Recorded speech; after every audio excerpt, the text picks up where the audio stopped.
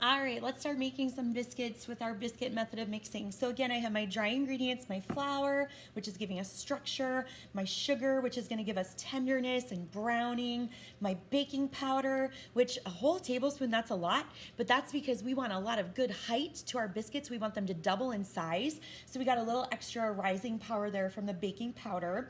And then I have my salt, which is gonna be adding a little bit of flavor to our biscuits. My fat is my shortening, and that's gonna help give us some tenderness, some richness, also help with some of that browning going on.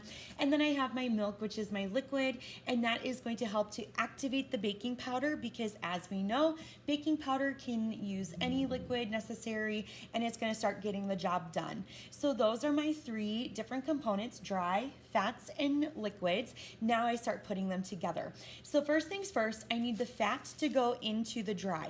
This is where it's different than the muffin method because originally muffin method, liquid fats would go in the liquids. If this was like solid fat, I would melt it and that would go in the liquids and I would just have the dry in the liquids. Oh no, biscuit method this time, we're gonna keep the fat solid because again, this is what gives us those tender flaky layers that we want to see with our biscuits. So the fat goes into the shortening and now I need to cut it in. So it's going to be broken down. So I've got a couple different ways I can do this. Probably the fastest way is by using your pastry blenders or pastry cutters. So what you would do is I like to put a little bit of flour on top of my shortening so it doesn't stick horribly right away, okay? And then you are going to, I'm gonna do this left-handed, bear with me. You're gonna just cut down into the shortening, into the flour, and just twist at the same time. And this is going to start breaking down the fats because we're cutting up the fats, the flour starts to wrap around it, and that's gonna make these nice little pockets of fat, which will become tender, flaky layers in the near future. Now, if the twisting doesn't work for you, feel free to turn the bowl, so just cut down in the same place and then just turn the bowl at the same time. That totally works. Now, if you're noticing things are getting stuck, feel free to take your finger and just swipe down across the blades or the tines. These are not sharp, but if you wipe too hard or not very carefully, some of these edges can get you, so do be careful. If I just freaked you out, take a knife, use the knife to scrape down the tines. Speaking of knives, another way you could cut in your fat to your flour mixture, because let's be real, not all of us have one of these pastry blenders at home. So sometimes we got to think about, okay, what do we have that we can do this process of cutting in fat? And that would be by using some knives. So you can take 2 dinner knives and you could simply just cut the fat like this, just kind of cut across your mixture. If you're feeling really coordinated, you could put the knives in between your fingers, your pointer, middle, and then ring finger, and then just grasp them down on the bottom like this, flip them over, and now you can start cutting in the fat this way, and this gives you a free hand to start turning the bowl, so you're getting all those little fat pieces cut down. It's also kind of cool if you're an X-Men fan, you're Wolverine, here you go. So just keep cutting in the fat, okay? Now, let's say you don't have a pastry blender, you don't have knives, oh no, what do? Well, think about it. Back in the day, they didn't have the luxury of any of these things, so you go back to using your hands and hopefully you still had those. So what you would do is you just pick up your mixture and just gently rub it between your fingers. The second you feel your fingers wanting to touch, you let the mixture drop back into the bowl. Because if my hands are allowed to rub back and forth, I'm creating friction, which heats up my fingers, and that's gonna heat up my fat, and I don't want that to happen. So as long as my fingers and hands don't touch, it's gonna gently break down the fat. Now this will obviously take a little bit more time, but that's okay because if hands is all you got, then hands is what you use. Since we have the pastry blenders, I would like to see you try this just because it's a new piece of equipment that I think you'll have some fun with. So we need to decide how big we leave these fat chunks. Like, when is cutting in enough? Like, when am I done? Okay, well, you are done when you start to see pea-sized chunks of fat down to about Rice Krispie cereal-sized chunks of fat. So if I look in my bowl right now, I've got a couple that are pea size, but I also have some that are Rice Krispies, so I'm done. I'm just gonna leave it be, okay? So then I move on to my next step. Next step is to pour in the liquid. So what I'm gonna do is I'm gonna take a fork and I'm gonna make a well, because we know a well helps reduce the amount of mixing time we have so we don't overmix.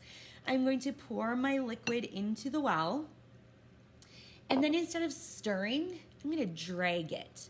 Dragging is gonna help us reduce our mixing time. So dragging, I'm gonna go drag across, drag back across, turn the bowl a little bit, drag across, turn the bowl a little bit, drag across, turn the bowl a little bit. Keep doing this until you notice there's no puddles of milk sitting in the bowl. So just keep turning it, just keep dragging it through.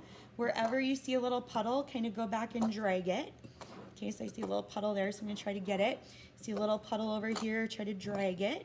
Okay, now we're looking for what bakers would call a shaggy dough, meaning it's gonna look really rough right now, and that's totally fine. We want it to look rough in the bowl, because if it's looking pretty in the bowl right now, we've totally overmixed it, and then our biscuits are gonna be tough, dense, they're not gonna rise up like they should, and that's a real bummer. So right now, I'm done.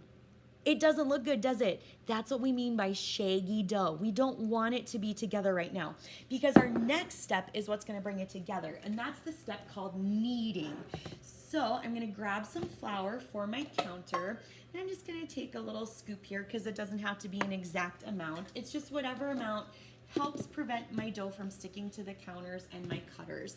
So I'm gonna take this, and I'm just gonna lightly sprinkle some flour onto the surface. I'll get over here a little bit too. Okay, and then I am going to take that fork. I am going to turn my shaggy dough out onto the counter. So turning out the dough means just plop it out onto the counter. So that way we can start working with it and get all these little scrap bits in here, because that's parts of biscuits and we want that to be in our dough so we can enjoy them later on. Now, if there's these little chunks that kind of fall off, just put them up on the top. Okay, and then what we're gonna do is we're gonna flour our fingers. So I'm gonna just take my hands and rub them in the flour so they're floured up pretty good. Now, what I'm gonna do is knead the dough, which is gonna be push, fold, turn. We're gonna do that 6 to 8 times to help develop just enough gluten to give us structure, but it's not gonna be too much gluten that our biscuits get tough and dense and just not wanna rise. So I'm only going to use the fingers, no palms. If I start using palms, I get a little too rough with my dough and it's not going to appreciate that. Too much gluten, not okay. So flour up those fingers, here we go. Push, fold, turn. That's one time of kneading. If it's stuck to your hand, fingers, flour them up. Little pieces that fell off, put them up on the top. That's okay. They'll end up kneading themselves in, okay? So I'm gonna go push, fold, turn. There's 2. Flour up the fingers, push, fold, turn. There's 3. Flour up the fingers, it's still sticking a little bit, and that's a good thing. We want it to be what we call sticky tacky, okay?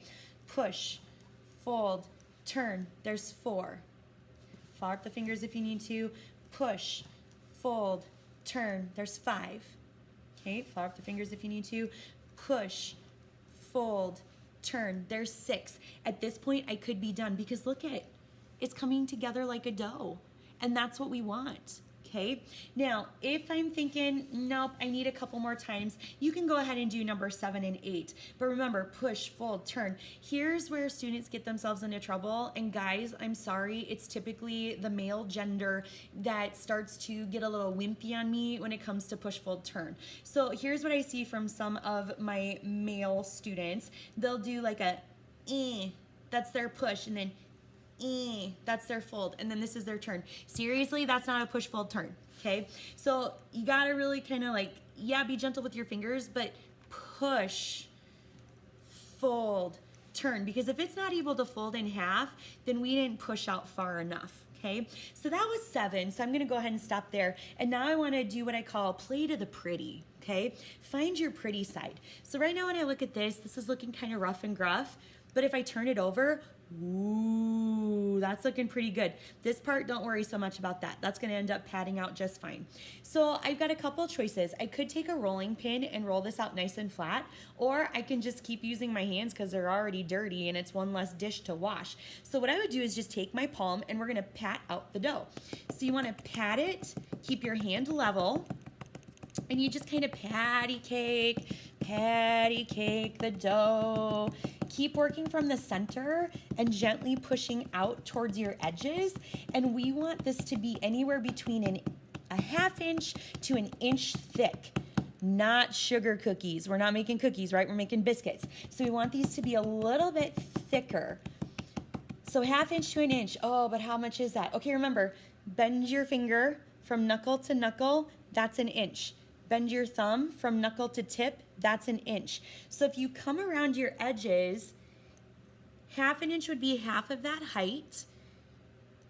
And right now I'm there, okay? So I'm ready to start cutting out biscuits. So again, ½ inch to an inch in height is what we want. So I'm gonna take my cutter, I'm gonna twirl it around in the flour a little bit to help prevent biscuits from wanting to stick. And I'm gonna try to scoot in from the edges if I can, so I'm not getting edges that are sealed. And I just push straight down, lift straight up. Okay, twirl it around a little bit, get into the flour. I'm gonna come over here, I'm gonna push straight down, straight up. Okay, now here I'm gonna be a little bit too small for another biscuit. Okay, so what I'm gonna do is I'm gonna take out the biscuits that I have made. Ooh, pretty, and I'm gonna set them off to the side. Okay, now I gotta get this dough back together, but I don't wanna put it in my hands and ball it up because my hands are gonna warm up the fat, which means no tender flaky layers, and it's just gonna create too much gluten. So this might seem a little strange, but here's what I want you to do. Twist the dough back into itself. If there's little parts that kind of fell off, just twist it back into itself. And then you're gonna take your hands and just reform the top so it's a little bit smooth again. And look it, now it looks like dough that I just patted out, and I'm ready to cut my next biscuit. So I'm gonna go ahead and I'm gonna go straight down, straight up, and then, yeah, I don't have enough there for another biscuit, so I'll just take this guy out. If there's a little crack in the top, I'm gonna be okay with that, because if it means my biscuit stayed tender and flaky, then it's totally worth having that little crack in this second rollout. But if I'm noticing the cracks are getting a little bit too big, I'm actually gonna pinch them together with my floured fingers, then bring it back together, gently pat out the top, and now those cracks won't be as noticeable anymore. So I'm gonna go ahead and cut another biscuit right here, and then I'll bring that out. Now when you start getting down to this size here, like, ooh, I don't know, you can take your biscuit cutter and just kind of press out your dough inside of it to get that basic shape. And then you got a biscuit, okay? And then you could do the same with this other piece, or just feel free to pinch these little tops, round it out into a biscuit shape, pat down the top just a little bit, and then you got your little baby biscuit. And all of your dough should get used. None of it should get thrown away. All of it needs to be on your pan making a biscuit, okay? So that's how we are going to roll out our dough, cut it, and then get it ready to go onto our pan, which will be our next step.